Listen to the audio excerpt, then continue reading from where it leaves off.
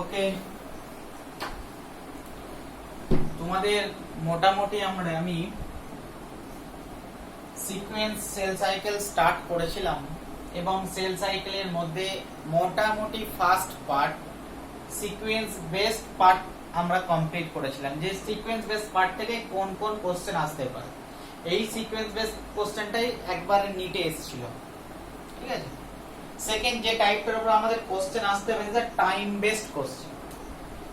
তাহলে এটা ছাড়া সেকেন্ড যে টাইপের কোশ্চেন আমাদের সেল সাইকেল থেকে আসতে পারে that is the time based question.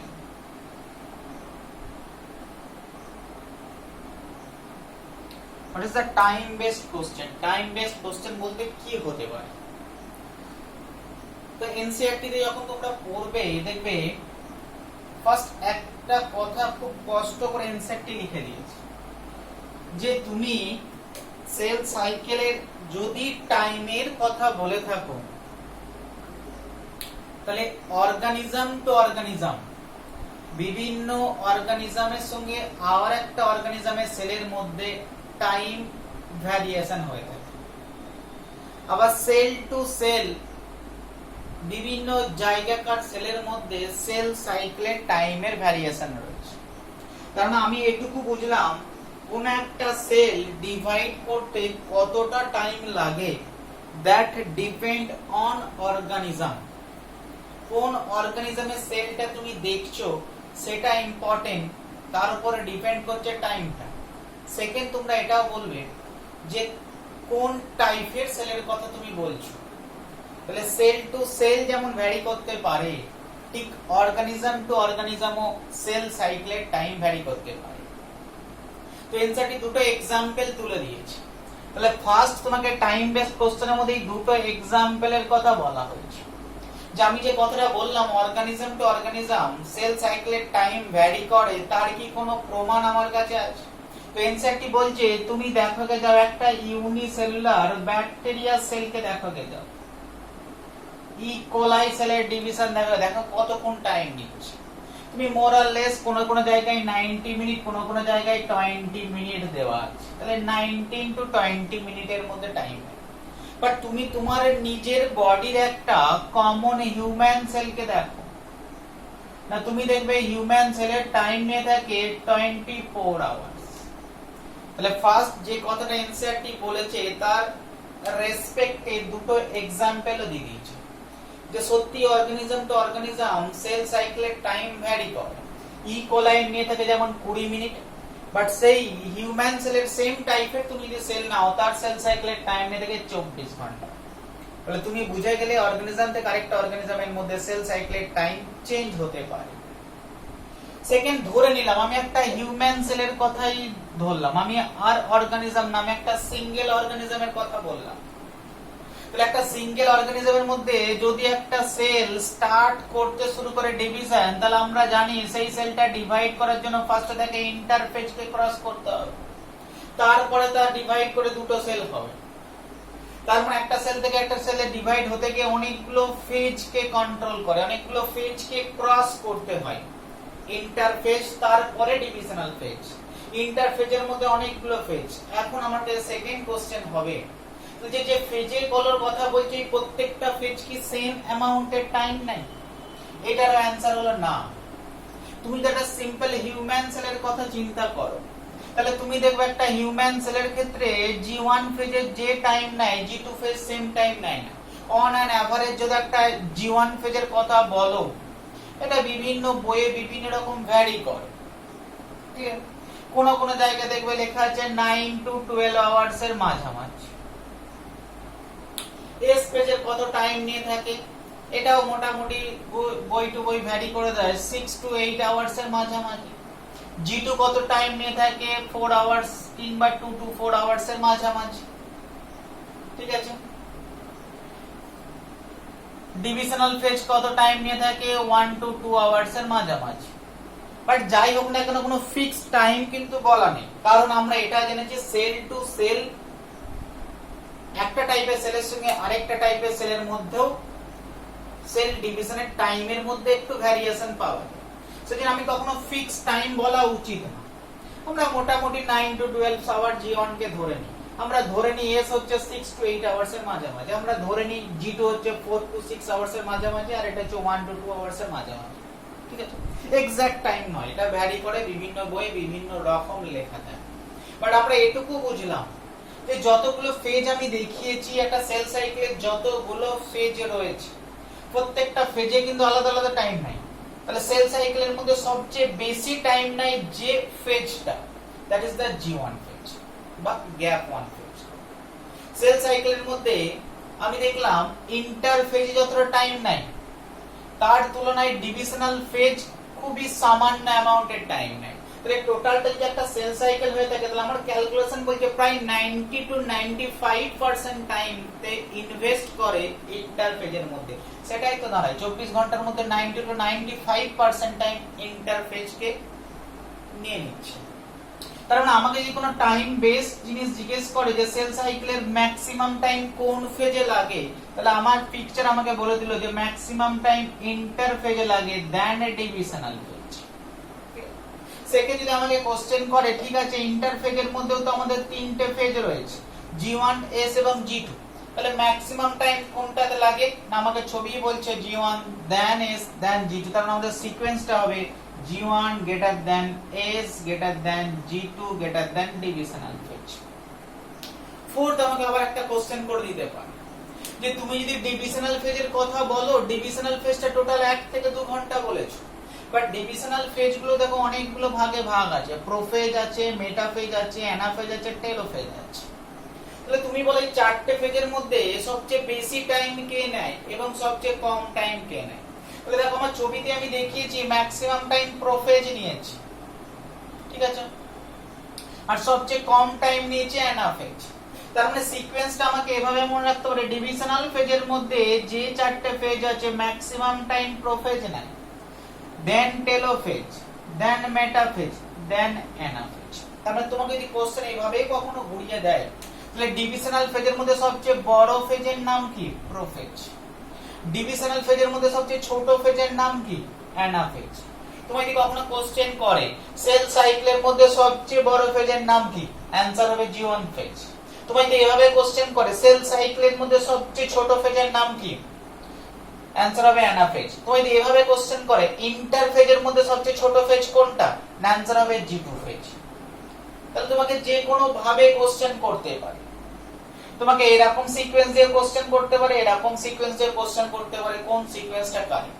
এখন তুমি যদি এই দুটো সিকোয়েন্সকে জুড়ে দাও তাহলে অ্যাকচুয়ালি সেল সাইকেলের টাইমের যে সিকোয়েন্সটা পাবে that is the G1 greater than S greater than G2 greater than prophase greater than telophase greater than metaphase greater than anaphase। তাহলে তোমাকে যে কোনো একটা সিকোয়েন্স তুলে দিয়ে বলবে, কোন একটা পরীক্ষা এরকম সিকোয়েন্স দিয়ে দেয় যে টাইমের বেসিকে আমরা বিভিন্ন সেল সাইকেলের ফেজগুলোকে কোনটা বেশি টাইম না, এর থেকে কোন দিকে কম টাইম না, কোন সিকোয়েন্সটা কারেক্ট, তাহলে তোমাকে এইভাবে সিকোয়েন্সগুলোকে মনে রাখতে হবে। তাহলে সেল সাইকেলের সবচেয়ে বড় ফেজের নাম হচ্ছে G1, সেল সাইকেলের সবচেয়ে ছোট ফেজের নাম হচ্ছে টেলোফেজ। তোমাকে কোশ্চেন করতে পারে ডিভিশনাল ফেজের মধ্যে সবচেয়ে বড় ফেজের নাম কি? প্রোফেজ। ডিভিশনাল ফেজের মধ্যে সবচেয়ে ছোট ফেজের নাম কি? টেলোফেজ। তোমায় কোশ্চেন করতে পারে ইন্টার ফেজের মধ্যে সবচেয়ে ছোট ফেজের নাম কি? G2 phase. তাহলে তোমায় যদি এরকম ভাবে মনে রাখে তাহলে তুমি যে কোনো কোশ্চেনে অ্যানসার করতে পারবে। অথবা তোমাকে এরকম পিকচার দিয়ে দিল, এরকম চারটে পিকচার দিয়ে দিয়েছি, সেম সেল সাইকেল, এটা এক নম্বর পিকচার, ধরো এরকম একটা পিকচার এরকম পাশে দিয়েছে, সেকেন্ড পিকচার, ধরো এটা আরেকটা পিকচার দিয়েছে,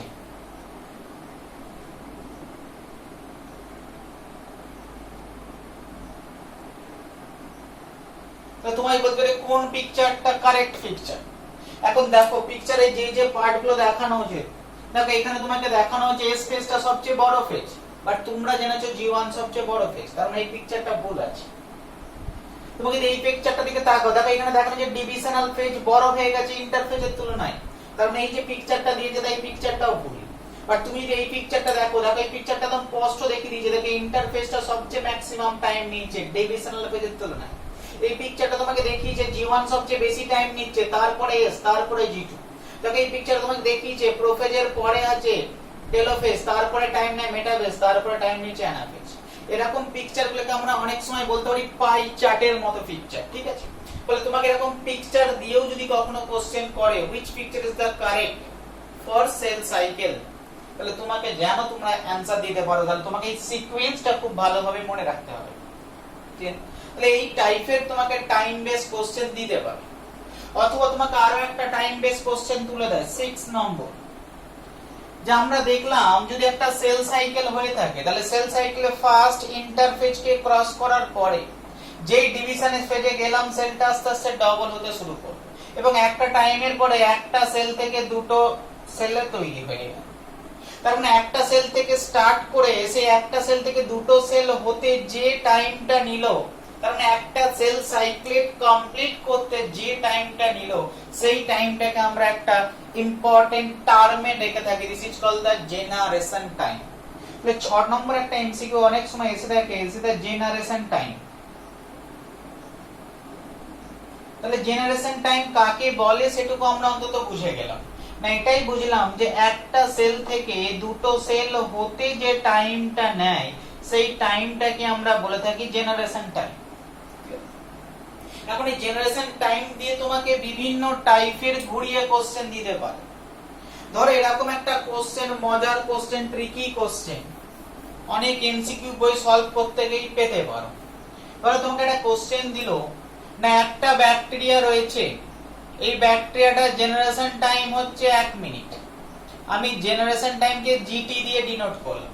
একটা ব্যাকটেরিয়া রয়েছে, তার জেনারেশন টাইম হচ্ছে 1 মিনিট। তো ওই ব্যাকটেরিয়াটা, কোশ্চেন হচ্ছে ওই ব্যাকটেরিয়াটা একটা কন্টেনার রয়েছে, সেই কন্টেনারটাকে ফিল করতে যদি 49 মিনিট টাইম নেয় অর্ধেক ভর্তি করতে, এই কন্টেনারটার হাফ ভর্তি করতে ওই ব্যাকটেরিয়াটা যদি 49 মিনিট টাইম নেয়, তাহলে কোশ্চেন হচ্ছে এই কন্টেনারটা ফুল ভর্তি করতে, ফুল হতে কত টাইম নেবে। তাহলে এরকম একটা জেনারেশন বেস টাইম নেয়। তোমাকে এইভাবে কোশ্চেন দিতেই পারে, কোন একটা ব্যাকটেরিয়ার জেনারেশন টাইম 1 মিনিট, ওই ব্যাকটেরিয়াটা কোন একটা কন্টেনারের 1/4 ভর্তি করতে একটা টাইম নেয়, তাহলে হাফ ভর্তি করতে কত টাইম নেবে, 3/4 ভর্তি কত টাইম নেবে, বা ফুল ভর্তি হতে কত টাইম নেবে। তাহলে এই টাইপের একটা generation base question, tricky question তোমাদের দিয়ে দেয় না। সেকেন্ড, তোমাকে জেনারেশন বেস এরকম কোশ্চেন তুলে দিতেই পারে, বলে তোমার কাছে একটা ব্যাকটেরিয়া ছিল, সেই ব্যাকটেরিয়াটার জেনারেশন টাইম 1 মিনিট, সেই একটা ব্যাকটেরিয়া থেকে তুমি ধরো 128টা ব্যাকটেরিয়া তৈরি করতে চাও, তাহলে 128টা ব্যাকটেরিয়া হতে কত টাইম নেবে। তাহলে এরকম একটা কোশ্চেন তোমাকে দিয়ে দিতে পারে, ক্লিয়ার? অথবা তোমায় কোশ্চেন দিয়ে দিল না কোন একটা ব্যাকটেরিয়ার জেনারেশন টাইম 1 মিনিট, বা এইভাবে উল্টো দিয়ে দিল কোন একটা ব্যাকটেরিয়া, ঠিক আছে, ব্যাকটেরিয়াটার জেনারেশন টাইম 1 মিনিট, সেই একটা ব্যাকটেরিয়া থেকে 256টা ব্যাকটেরিয়া হতে গেলে কতবারে ডিভাইড করতে হবে। তাহলে এইভাবে তোমাকে জেনারেশন টাইম দিয়ে যে কোনো টাইপের ছোট ছোট সিম্পল কোশ্চেন তুলে দেয়। আমি অ্যানসার দেবো না, অ্যানসারটা তোমরা নিজেরাই পারবে। তাহলে আমাদের 6 টাইপের কোশ্চেন জেনারেশন টাইম দিয়ে তোমাকে কোশ্চেন জিজ্ঞেস করতে পারে। জেনারেশন টাইম দিয়ে এরকম ছোট ছোট তোমাকে কোশ্চেন দেয়। তাহলে আমরা অ্যাকচুয়ালি সেল সাইকেল থেকে ফার্স্ট সিকোয়েন্স বেসড কোশ্চেনগুলো আমাদের কাছে ক্লিয়ার হয়ে গেল। সেকেন্ড, আমার কাছে টাইম বেসড যে যে কোশ্চেনগুলো আসতে পারে সেল সাইকেল থেকে সেটাও আমার কাছে ক্লিয়ার হয়ে গেল। আমি দেখলাম আমাদের একটা নরমাল যদি হিউম্যান সেল নিয়ে নিই, তাহলে সেই হিউম্যান সেলের বিভিন্ন সেল সাইকেলের ফেজগুলো কমপ্লিট করতে কেমন টাইম নিতে পারে সেটাও আমরা জানলাম। আমি জানলাম সেল সাইকেলের ক্ষেত্রে কোন একটা সেল টু সেল যেমন সেল সাইকেল ভ্যারি করতে পারে, ঠিক সেরকম অর্গান টু অর্গানও সেল সাইকেল ভ্যারি করতে পারে, টাইমটা ভ্যারি করতে পারে। সেল সাইকেল মানে সেল সাইকেলের টাইমটা ভ্যারি করতে পারে। এবং তারই এক্সাম্পল এনসারটা আমাকে দিচ্ছে ই কোলাইয়ের ক্ষেত্রে 20 মিনিটের কাছাকাছি লাগে, ঠিক সেরকম হিউম্যান সেলের ক্ষেত্রে 24 ঘন্টা লাগতে পারে। তাহলে আমরা মোটামুটি টাইম বেস কোশ্চেন গুলো ক্লিয়ার হয়ে গেল। থার্ড, সেল সাইকেল থেকে সবচেয়ে ইম্পর্টেন্ট যে জিনিসটা আসে that is the event based question. Event based question মানে হচ্ছে এই সেল সাইকেল হতে গেলে কোন কোন ইভেন্ট হয়, কোন ফেজে কি ঘটনা ঘটে। তাহলে থার্ড আর একটা ইম্পর্টেন্ট টাইপের কোশ্চেন এখান থেকে তুলবে যে এক্সামিনার, ঠিক আছে? এক্সামিনার আস্তে আস্তে শক্তের দিকে যাই। প্রথম কোশ্চেন খুব সোজা, সিকোয়েন্স বেস কোশ্চেন মানে খুব সোজা। টাইম বেস কোশ্চেন মানে তার তুলনায় একটু হার্ড, এবং তার চেয়ে বেশি শক্ত যেতে গেলে আমাদের কাছে এক্সামিনার যে চিন্তা ভাবনা করবে that is the event base question. তাহলে থার্ড টাইপ অফ কোশ্চেন যেটা হতে পারে that is the event based. তার মানে সেল সাইকেলে কোন ইভেন্টে কি ঘটনা ঘটে, খুব জটিল ভাবে নয়, যে যে এমসিকিউ গুলো আসে আমি ঠিক সেই এমসিকিউ গুলো বলবো, একদম মলিকুলার ইভেন্টে আমরা যাব না। তাহলে ফার্স্ট অ্যাকচুয়ালি আমরা ইভেন্ট বেস বলতে আমরা এটুকু জানার চেষ্টা করি না, ডিভিশনাল ফেজে কি হয় সেটা তো আমরা সবাই জানি যে সেলটা ডিভাইড করে, বাট আমরা এটাও জেনেছিলাম যে G1S এবং G2 যে ইন্টারফেজ আছে, এই ইন্টারফেজে সেলটা অ্যাকচুয়ালি ডিভিশনের জন্য প্রিপেয়ার হয়ে থাকে। তাহলে আমাদের কোশ্চেন হচ্ছে এটাই, তাহলে কিভাবে প্রিপেয়ার হয় সেলটা ইন্টারফেজে, না G1 এ কিভাবে প্রিপেয়ার হয়, না S এ কিভাবে প্রিপেয়ার হয়, আর G2 তে কিভাবে প্রিপেয়ার হয়, সেটা সায়েন্টিস্টরা জানার চেষ্টা করে। তাহলে আমরা যদি জানতে চাই যে G1 এ কি হয়, যদি আমরা জানতে চাই যে S ফেজে কি হয়, যদি আমরা জানতে চাই যে G2 ফেজে কি হয়, তো সায়েন্টিস্টরা এটাই চিন্তা করলো, যদি আমরা G1 ফেজে জানতে চাই তাহলে আমি G1 এর আগে একবার সেলটাকে দেখি আর G1 এর শেষে একবার সেলটাকে দেখি। তাহলে আমি যদি কম্পেয়ার করে নিই যে G1 এর আগে সেলের কি কি জিনিসপত্র ছিল আর G1 এর শেষে সেলের মধ্যে কি কি জিনিসপত্র আছে, তাহলে আমরা বুঝে যাব G1 ফেজে ঘটেছে এটা। ঠিক সেরকম যদি আমরা S ফেজের আগে সেলটাকে ফলো করি এবং S ফেজের পরে সেলটাকে ফলো করি, তাহলে আমরা বুঝে যাব অ্যাকচুয়ালি ঘটেছে নাকি S ফেজে। তো সবাই সায়েন্টিস্টরা তাই চেষ্টা করলো, বাট দেখার আগে তার সবার আগে ফোকাসে বারবার বলছি সবার ফোকাস থাকে নিউক্লিয়াসে।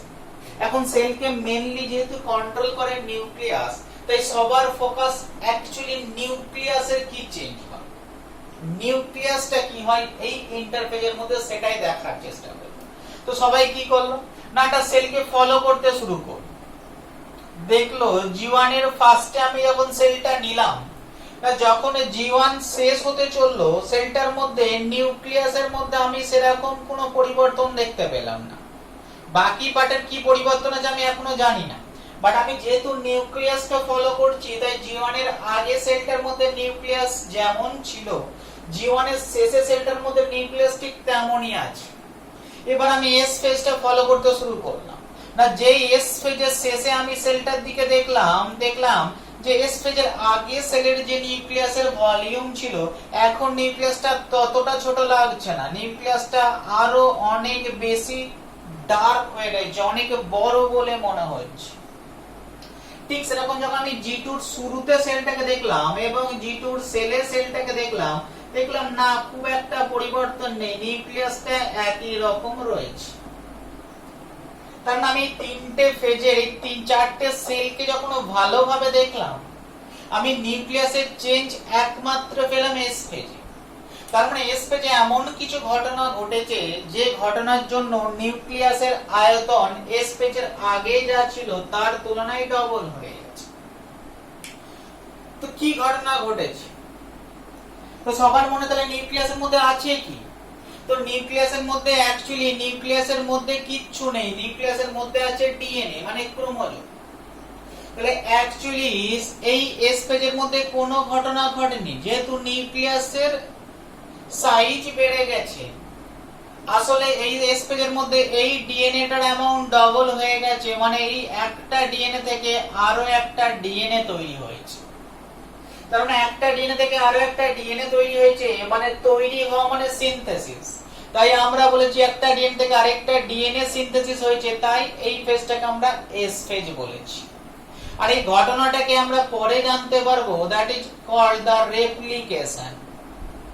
তার মানে S ফেজের যদি কোনো ইভেন্ট, তাহলে ফার্স্ট আমরা দেখতে পেলাম S ফেজের একটা ইম্পর্টেন্ট ইভেন্ট ঘটে and that is the replication ঘটে। ক্লিয়ার? তার মানে ডিএনএ এর অ্যামাউন্ট ডবল হয়েছে। তাহলে তোমাকে আমি ইভেন্ট বেস কোশ্চেনের প্রথম যে কোশ্চেনটা করব সেটা হচ্ছে S ফেজ।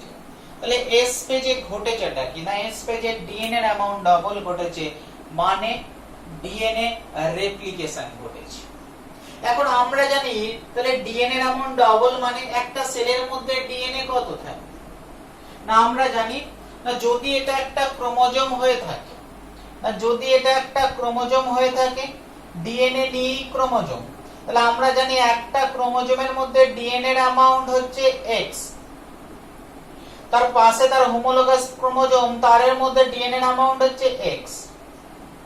তাহলে আমরা জানি আমাদের সবার প্রত্যেকটা সেলের মধ্যে এরকম একটা একটা করে প্রায় 23টা ক্রোমোজোম রয়েছে, এবং আমরা জানি আমাদের এরকম 23টা ক্রোমোজোমের একটা সেট নাই, 23টা ক্রোমোজোমের দুটো সেট রয়েছে। তাহলে আমাদের 1 নম্বর ক্রোমোজোমে আরো একটা কপি রয়েছে, আমাদের 2 নম্বর ক্রোমোজোমে আরো একটা কপি রয়েছে, আমাদের 3 নম্বর ক্রোমোজোমের আরো একটা কপি রয়েছে। ঠিক সেরকম আমাদের X ক্রোমোজোমের আরো একটা কপি হয় X ই রয়েছে, অথবা কপি নয় Y ক্রোমোজোম রয়েছে।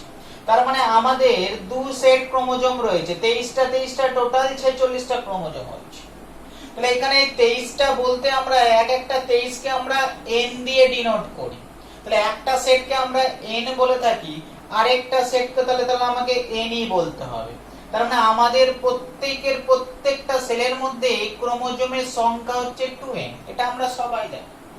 এবং আমরা এটাই জানি ক্রোমোজোমের মধ্যে মেইনলি ডিএনএ থাকে, এবং তোমরা এটাও জানবে একটা নরমাল কন্ডিশনে প্রত্যেকটা ক্রোমোজোমের মধ্যে একটা ফিক্সড অ্যামাউন্টের DNA, that is called the x DNA. তাহলে আমাদের টোটাল ডিএনএ প্রত্যেকটাতে এরকম যদি ডিএনএ কে যোগ করি তাহলে এতেও এক্স আছে এতেও এক্স আছে, তার মানে এই কন্ডিশনটাকে আমরা বলে থাকি 2n 2x কন্ডিশন।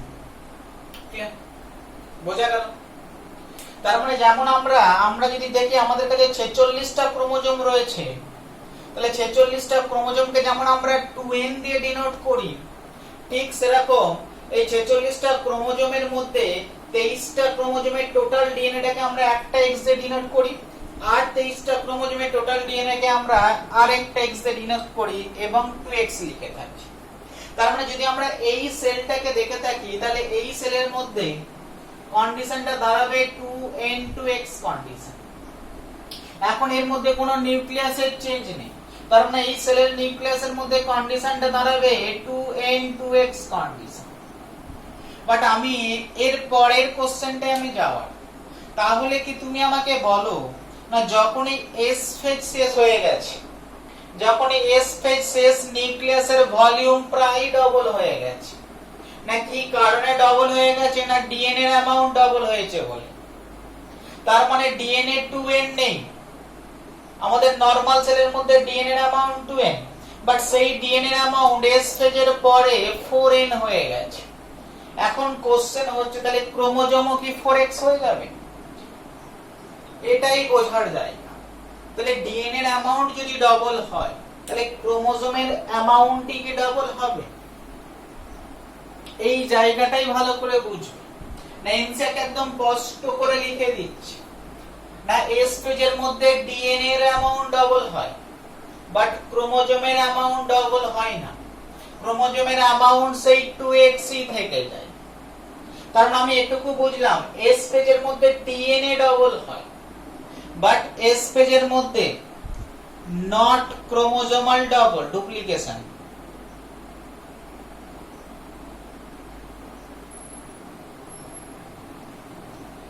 ক্রোমোজোমের কোন রকম ভাবে ডুপ্লিকেশন কিন্তু এস পেজে হয় না, এটা একদম পরিষ্কার মাথায় ঢুকে রাখো। তাহলে জিনিসটা হলো কেমন? তাহলে আমি একটু ছবি এঁকে বোঝানোর চেষ্টা করি। তাহলে প্রত্যেকটা ফেজে যদি আমরা দেখে থাকি তাহলে ছবিটা কেমন দাঁড়াবে? ধর আমরা যে সেলটার ডিভিশন দেখছি এই নরমাল সেলে, যদি আমরা এই সেলের নিউক্লিয়াসকে দেখে থাকো তাহলে আমি দেখব এই সেলের মধ্যে একটা n রয়েছে আর একটা, তাহলে এই একটা n এই একটা n, এই n এর মধ্যে ডিএনএ রয়েছে x অ্যামাউন্টের ডিএনএ, তাহলে এই ক্রোমোজোমের মধ্যেও ডিএনএ x, এই ক্রোমোজোমের মধ্যেও ডিএনএ x। তার মানে কন্ডিশনটা দাঁড়ালো কি x ডিএনএ x ডিএনএ, তার মানে কন্ডিশন 2n 2x কন্ডিশন। তাহলে নরমাল একটা সেলের মধ্যে সব সময় 2n 2x কন্ডিশন থেকে থাকে না। যখন আমরা G1 শেষে দেখলাম নিউক্লিয়াসের মধ্যে কোনো চেঞ্জ নেই, তার মানে এর নিউক্লিয়াসের মধ্যে যদি আমরা ক্রোমোজোমকে দেখতে যাই আমরা ঠিক সেম জিনিস দেখতে পাবো। এই একটা এন ক্রোমোজোম, এই একটা ক্রোমোজোম এন, এবং প্রত্যেকটা ক্রোমোজোমের মধ্যে ডিএনএ এর অ্যামাউন্ট এই একটা এক্স, এই একটা এক্স। তার মানে জিনিসটা হলো কি এখানেও এক্স অ্যামাউন্টের ডিএনএ, এখানেও এক্স অ্যামাউন্টের ডিএনএ। তার মানে কন্ডিশনটা কেমন তাহলে S1 2n 2x, তাহলে G1 শুরুতে যেমন সেলের মধ্যে নিউক্লিয়াস বা ডিএনএ এবং ক্রোমোজোমের কন্ডিশন ছিল, G1 শেষে সেম কন্ডিশনই দাঁড়িয়েছে। বাট যখনই আমরা G2 S এর শেষে গেলাম, না এখানে যখনই আমরা ক্রোমোজোমের ছবি আঁকতে গেলাম, দেখলাম ক্রোমোজোম আছে একই,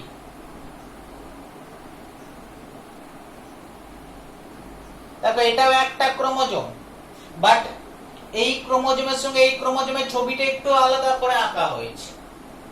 দেখো ক্রোমোজোমের সংখ্যা গণনা করা হয় on the basic of the centromere. ওর পরে তোমরা জানতে পারবে, ক্লাস 11 এ তো ডিটেইলসে নেই, বাট তোমরা পরে জানতে পারবে ক্রোমোজোমের মধ্যে একটা স্পেশাল রিজিয়ন আছে, যে রিজিয়নটাকে আমরা সেন্ট্রোমিয়ার বলে থাকি। তাহলে এই সেন্ট্রোমিয়ারের উপর ডিপেন্ড করে ক্রোমোজোমের সংখ্যা গণনা করা হয়। তাহলে তুমি দেখো এখানেও সেই একটাই সেন্ট্রোমিয়ার রয়েছে, এখানেও একটা সেন্ট্রোমিয়ার রয়েছে। তার মানে এখানে অ্যাকচুয়ালি 23টা একটাই ক্রোমোজোমকে বোঝানো হয়েছে, একেও একটা সিঙ্গেল ক্রোমোজোমকে বোঝানো হয়েছে। তার মানে এস এর শেষে ক্রোমোজোমের সংখ্যা এখানেও n রয়েছে, এখানেও n রয়েছে, মানে 2n। বাট পার্থক্য হয়ে গেছে, এখানে যে ডিএনএটা একটা সুতো ছিল, এখানে সেখানে একটা সুতো না, এটা একটা সুতো এবং এটা একটা সুতো, দুটো করে সুতো হয়ে গেছে।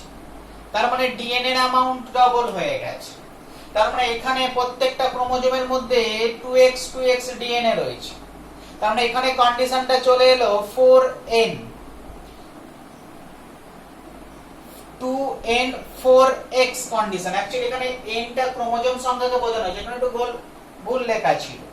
তাহলে দাঁড়ালো কি না ক্রোমোজোমের সংখ্যা ঠিকই রয়েছে, 2n সংখ্যকই ক্রোমোজোম রয়েছে, বাট তার মধ্যে ডিএনএ এর অ্যামাউন্ট ডাবল হয়ে গেছে, 4x কন্ডিশন। ক্লিয়ার? তাহলে 2n এবং 4x কন্ডিশন হয়ে গেছে আফটার S ফেজ। তুমি যখন আবার G2 ফেজের শেষে দেখতে যাবে, দেখবে না কোনো চেঞ্জ নেই, যেমন ছিল S ফেজের মধ্যে কন্ডিশন ঠিক same, 2n 4x condition. Clear? তার মানে আমি বুঝে গেলাম যে অ্যাকচুয়ালি ডিএনএ রেপ্লিকেশনই হয়ে থাকে, বাট ক্রোমোজোমাল ডুপ্লিকেশন বা ক্রোমোজোমাল রেপ্লিকেশন বলে কিছু হয় না এস ফেজে। বলে তোমাকে যদি কখনো কোশ্চেন করে না এস ফেজের আগে ক্রোমোজোমের সংখ্যা কত বা ডিএনএ এর সংখ্যা কত, তুমি বলতে পারবে।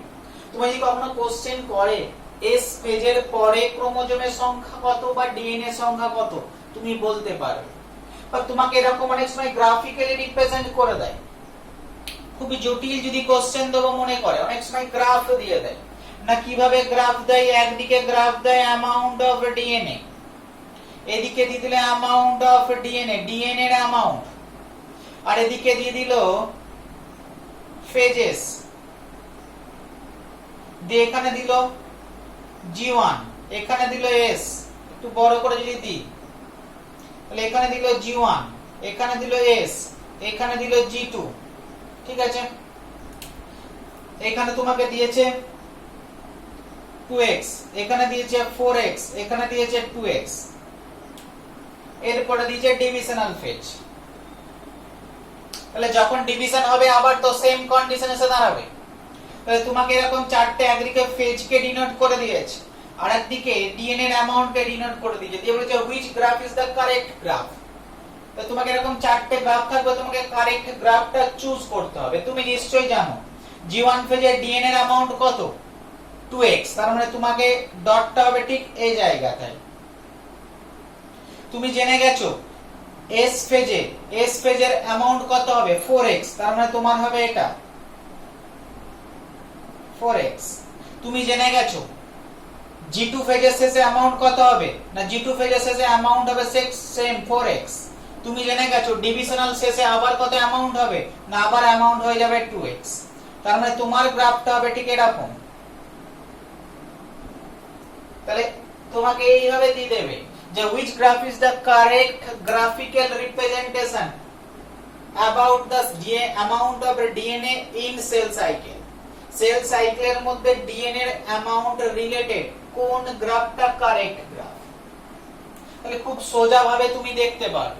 তোমার দেখবে এখানে এভাবেও দিতে পারে, অথবা তোমাকে এভাবে আরেক রকম ভাবে কোশ্চেন দিয়ে তোমাকে ঘুরিয়ে দিতে পারে।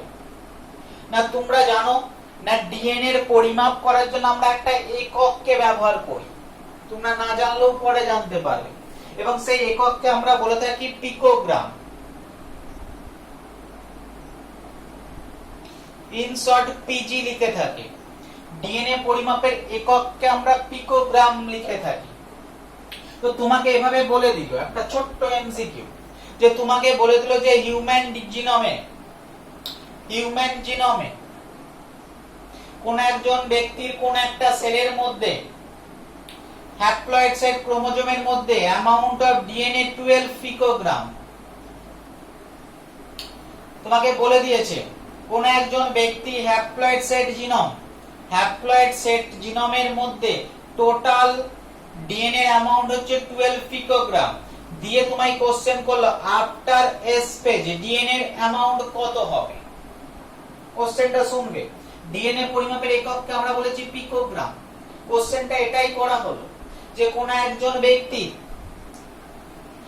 n = 12, মানে বলে দিল তোর হ্যাপ্লয়েড সেট ক্রোমোজোমের মধ্যে টোটাল ডিএনএ এর অ্যামাউন্ট যদি 12 পিকোগ্রাম হয়ে থাকে, তাহলে আফটার এস পেজের পরে ওই ভদ্রলোক সেল ডিভিশনের সময় ওই ভদ্রলোকের সেলের মধ্যে সেল ডিভিশনের পর সময় এস পেজের পরে ডিএনএ এর অ্যামাউন্ট কত হবে।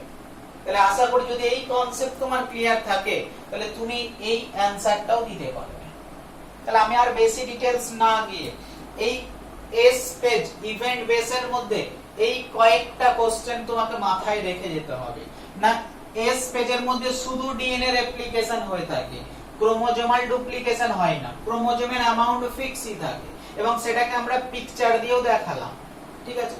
এবং সেটাকে আমরা গ্রাফিক্যালি অনেক সময় কোশ্চেন দিয়ে দেয়, খুব জটিল কোশ্চেন করব মনে করলে গ্রাফিক্যালি এরকম কোশ্চেন দিয়ে দেয়, আরো জটিল কোশ্চেন করব বললে অ্যামাউন্ট দিয়ে কোশ্চেন দিয়ে দেয়। বাট কোশ্চেন যেমন দিক না কেন, তোমার যদি এইটুকু জায়গা ক্লিয়ার থাকে যে আমরা সেলটাকে স্টার্ট করেছিলাম 2n2x কন্ডিশনে, g1 শেষেও সেই 2n2x কন্ডিশন আছে, বাট যেহেতু এস পেজের মধ্যে ক্রোমোজোমের সংখ্যার ডবল হয় না, তাই 2n কন্ডিশন 2nই থেকে যায়, বাট ওর মধ্যে যে ডিএনএটা রয়েছে সেই ডিএনএটা 2x না হয়ে 4x হয়ে যায়। এইটুকু যদি মাথায় থাকতে পারে, এইটুকু যদি কনসেপ্ট তোমার কাছে ক্লিয়ার থাকে, তাহলে এই কোশ্চেন করে তোমরা করতে পারো। এরপর একটা ছোট্ট কোশ্চেন আমরা বললাম এস পেজের মেইন ঘটনা হচ্ছে ডিএনএ রেপ্লিকেশন, তাহলে কি এস পেজের মধ্যে আর কিছু হয় না? আর কি কোনো ঘটনাই কি এস পেজে ঘটে না? এনসারটা একদম পরিষ্কারভাবে আরো দুটো ঘটনার কথা লিখছি। তার মধ্যে একটা বড় ঘটনা হচ্ছে এস পেজের মধ্যে ক্রোমোজোম তৈরি করতে গেলে একটা ইম্পর্টেন্ট জিনিস লাগে, that is the histone protein. এনসারটি বড় বড় করে আগে ম্যাক্সিমাম বইগুলোতে, বাংলা বইগুলোতে দেখবে হিস্টোন প্রোটিন সিনথেসিস G1 ফেজে হয়ে থাকে। তোমরা যদি মেডিকেলের বইগুলোতেও দেখো, বায়োকেমিস্ট্রি মেডিকেল বই অনেক জায়গায় লেখা আছে হিস্টোন প্রোটিন সিনথেসিস G1 ফেজে হয়ে থাকে, ঠিক আছে। বাট তোমাদের এনসিআরটি উল্লেখ করে দিচ্ছে যে হিস্টোন প্রোটিন সিনথেসিস মেইনলি হয়ে থাকে এস পেজে, তাহলে তোমাকে এনসিআরটিটাই ফলো করে যেতে হবে যে হিস্টোন প্রোটিন সিনথেসিস হয়ে থাকে এস পেজের মধ্যে। না 6 নম্বর আরো একটা জিনিস নিয়েও সেটা নিয়েও কনফিউশন আছে, বাট এনসিআরটি যেটা লিখছে আমরা সেটাই মেনে নেব, যে পরে যদি ডিভিশনাল ফেজে সেলকে ডিভাইড করতে হয় তাহলে ক্রোমোজোমগুলোকে ভাগ করতে হয়, সেখানে আমরা একটা ফেজ পাবো অ্যানাফেজ, যখন ডিটেইলসে পড়বো বুঝতে পারবে। আর সেই অ্যানাফেজ ক্রোমোজোমগুলোকে দুই পোলের দিকে নিয়ে যাওয়ার জন্য মাইক্রোটিবিউল লাগে, আর সেই মাইক্রোটিবিউল দুই পোলের দিকে দুটো সেন্ট্রিওল তৈরি করে। বাট আমরা জানি সেলের মধ্যে সেন্ট্রিওল তো একটা, বাট অ্যাকচুয়ালি সেন্ট্রিওল দুটো হলেও সেন্ট্রোজোম তো একটা, বাট দুই পোলের দিকে দুটো সেন্ট্রোজোম লাগে, তার মানে সেন্ট্রোজোম বা সেন্ট্রিওলটাও ডবল হয়। সেটা কখন হয় না দিস এস পেজ। তাহলে 6 নম্বর ইভেন্ট হচ্ছে সেন্ট্রিওলের ডুপ্লিকেশন কোথায় হয়ে থাকে এস পেজে। তাহলে এস পেজ থেকে তোমাকে এই 6টা জিনিস একদম ক্লিয়ার হয়ে থাকতে হবে। এস পেজের মেইন ইভেন্ট কি, এস পেজের মধ্যে এস পেজের আগে এবং পরে ক্রোমোজোমের সংখ্যা কত থাকে, এস পেজের আগে এবং পরে ডিএনএ এর অ্যামাউন্ট কত থাকে, ডিএনএ পরিমাপের একককে আমরা কি বলে থাকি, এটাকে আমরা গ্রাফিক্যালি রিপ্রেজেন্ট করি কি দেখায়, আমাকে এস পেজে ডিএনএ রেপ্লিকেশন ছাড়া আর কি কি হতে পারে, হিস্টোন প্রোটিন কোথায় সিনথেসিস হয়, সেন্ট্রিওলের ডুপ্লিকেশন কোথায় হয়ে থাকে, এই পুরো জিনিসটা event base question S page থেকে আসে। ক্লিয়ার? বাট এস পেজ ছাড়াও আরো দুটো ফেজ রয়েছে, একটাকে আমরা জি1 বা গ্যাপ 1, অনেকে একে বলে থাকে পোস্ট ডিভিশনাল ফেজ, বা তুমি একে বলতেই পারো প্রি সিনথেটিক ফেজ। ঠিক সেরকম জি2 কে তোমরা এভাবে বলতে পারো সিনথেসিসের পরের ফেজ মানে পোস্ট সিনথেটিক ফেজ, ডিভিশনাল আগে ফেজ, প্রি ডিভিশনাল ফেজ। বলে এই ফেজগুলোকে তোমরা অনেক নামে ডাকতে পারো, শুধু যে জি1 গ্যাপ 1 তা নয়। ডিভিশনাল পরে হচ্ছে বলে পোস্ট ডিভিশনাল ফেজ, সিনথেসিস আগে হচ্ছে বলে প্রি সিনথেটিক ফেজ বলতে পারো। জি2 কে তুমি এই নামেও ডাকতে পারো, ডিভিশনাল আগে হচ্ছে বলে প্রি ডিভিশনাল ফেজ, সিনথেসিসের পরে হচ্ছে বলে post synthetic phase. But in short আমরা জি1 এবং জি2 তে ডাকতেই অভ্যস্ত। ফলে এই দিকটা যদি আমাদের কমপ্লিট হয়ে যায়, sequence base question, time base question যদি আমরা বুঝে যাই, তাহলে আমরা ইভেন্ট বেস কোশ্চেনটাতে ঢুকেছি। আমরা আশা করি এস পেজে কি কি ইভেন্ট ঘটে এবং কি কি কোশ্চেন এস পেজ রিলেটেড হতে পারে আমাদের কাছে ক্লিয়ার। সেকেন্ড যে কোশ্চেনটা আসবে, তাহলে জি1 ফেজ কি, সবচেয়ে লার্জেস্ট ফেজ জি1, তাহলে জি1 এ কি ঘটনা ঘটে, জি1 এ কি তাহলে কিছু হয় না।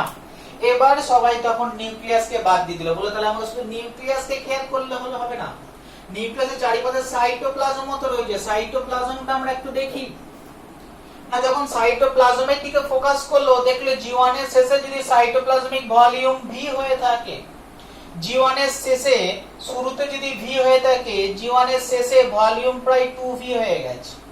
তার মানে আমরা বুঝলাম জি1 হচ্ছে এমন একটা ফেজ যেখানে নিউক্লিয়াসের কোনো চেঞ্জ না হলেও ওর মধ্যে সাইটোপ্লাজমের কিন্তু ভলিউমটা অনেকটাই চেঞ্জ হয়ে যায়, প্রায় ডবল হয়ে যায়।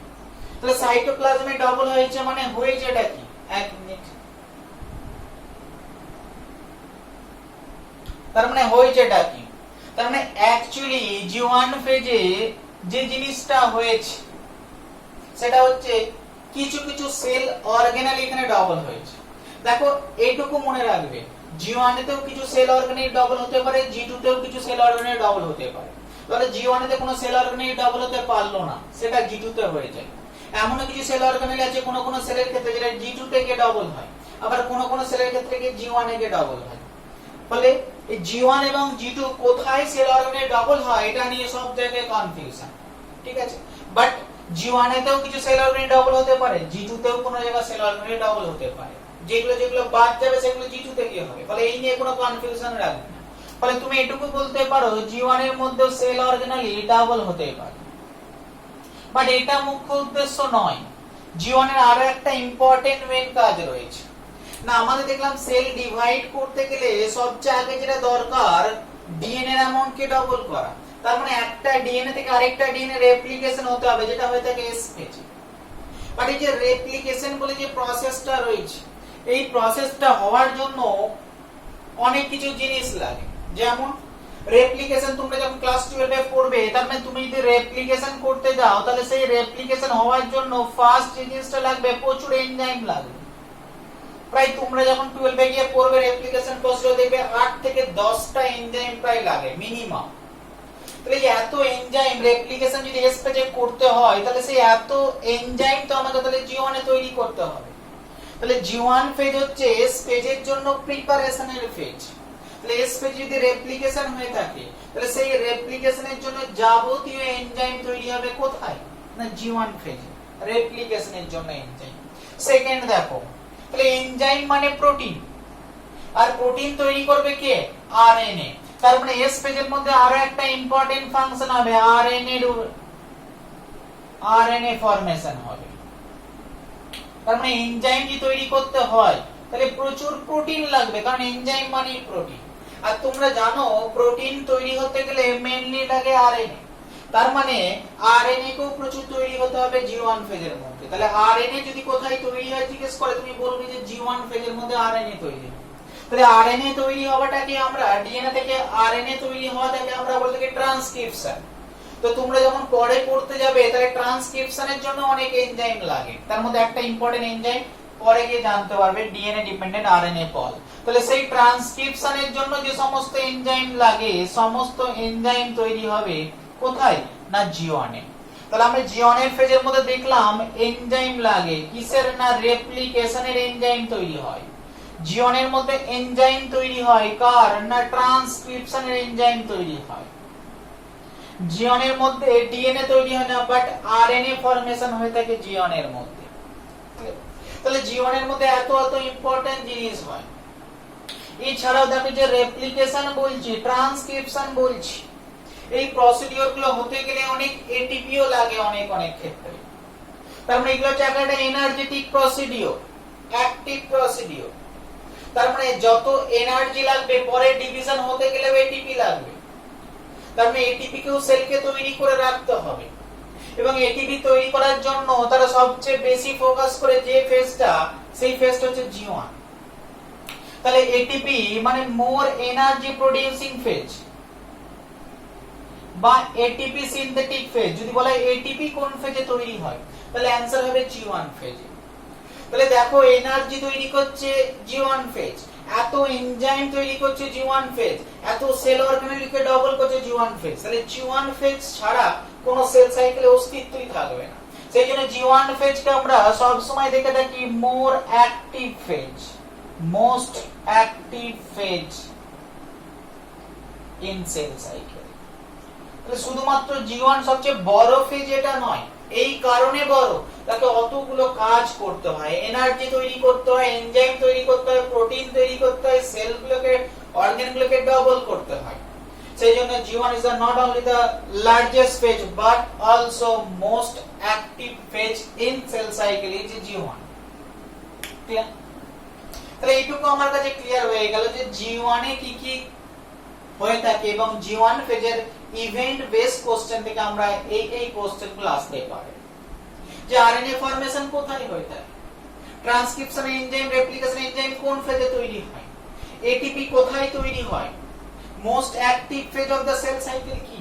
তাহলে ছোট ছোট কোশ্চেন গুলো বাট কনসেপ্ট ক্লিয়ার থাকলে তোমার বলতে কোনো অসুবিধা হবে না, এমসিকিউ সলভ করতে কোনো অসুবিধা হবে না। লাস্ট পড়তে হলো জি2। দেখো জি2 তে খুব একটা বেশি কিছু নেই। দেখছো এস ফেজে জি2 শুরুতে সেলের যা কন্ডিশন ছিল 2n4x যা ভলিউম ছিল জি2 শেষেও সেম কন্ডিশন সেম ভলিউম। তার মানে জি2 তে খুব একটা বেশি যে কাজকর্ম হয়েছে তা না, সেই জন্য একটু ছোট। বাট জি2 এই কারণে ইম্পর্টেন্ট, যদি কোনো কারণে কোনো সেল অর্গানেলি জি1 এ ডাবল হতে পারলো না বাট যেহেতু এস ফেজ কে ক্রস করে নিয়েছে সেলটাকে ডিভাইড করতেই হবে, ফলে জি2 তখন সেই সেল অর্গানেলটাকে ডাবল করে নেয়। যদি কোনো আরএনএ সিনথেসিস হয় না জি1 এ সেই আরএনএটা সিনথেসিসও করে দেয় জি2। তার মানে যদি কোনো সেল অর্গানেলি ডাবল হতে বাদ চলে যায়, যদি কোনো আরএনএ এর অ্যামাউন্ট কমে যায় তাহলে এখানেও সেল অর্গানেলি ডাবল হতে পারে, এখানেও আরএনএ সিনথেসিস হতে পারে বাট মেইনলি যে জায়গাটা হয়ে থাকে সেটা হচ্ছে জি1। বাট এখানেও প্রোটিন তৈরি হয় বাট জি2 এর মধ্যে একটা ইম্পর্টেন্ট কোশ্চেন আসে, এমসিকিউ আসে, এখানেও প্রোটিন তৈরি হয়, জি2 এর মধ্যেও অনেক প্রোটিন তৈরি হয় যে প্রোটিনগুলো ডিভিশনে লাগবে। তাহলে ডিভিশনে এই সমস্ত প্রোটিনগুলো এই প্রোটিনগুলোকে আমরা সহজে বলে থাকি লেট প্রোটিন। তাহলে পরবর্তীকালে ডিভিশনের জন্য লাগে বলে আগে জি1 এ প্রোটিনগুলো তৈরি হয় না, ডিভিশনকে দেখে আমরা জি2 তে কিছু প্রোটিন তৈরি করি যেগুলো আমাদের ডিভিশনে হেল্প করে থাকে, সেই প্রোটিনগুলোকে আমরা বলে থাকি লেট প্রোটিন। এরকমই একটা লেট প্রোটিনের মধ্যে ইম্পর্টেন্ট एग्जांपल হচ্ছে টিউবিউলিন। তোমরা যারা সাইটোস্কেলিটন তোমরা যারা ক্লাস করেছো, যারা পড়েছো তারা এই টিউবিউলিন প্রোটিনের নাম নিশ্চয়ই শুনেছো। Centriole tubulin protein, chromosomal movement. তাহলে টিউবিউলিন প্রোটিন মেইনলি তৈরি হয় জি2 তে। যদি এনসিইআরটি যত সম্ভব এস বা জি2 কোন একটা এনসিইআরটি তে দেওয়া আছে তত সম্ভব জি2ই হবে। তাহলে জি2 টিউবিউলিন প্রোটিন তৈরি হয় জি2 তে। তার মানে আমরা মোটামুটি দেখলাম তিন রকম কোশ্চেন দেখলাম সেল সাইকেল থেকে। First sequence based, second time based, third event based. Event based কোশ্চেনের মধ্যে সবচেয়ে ইম্পর্টেন্ট আছে এস ফেজ থেকে, তারপরে আসবে জি1 ফেজ থেকে, তারপরে আসবে জি2 ফেজ থেকে। তাহলে আমরা মোটামুটি সেল সাইকেল রিলেটেড কোশ্চেনগুলো আমরা সলভ করে দেব।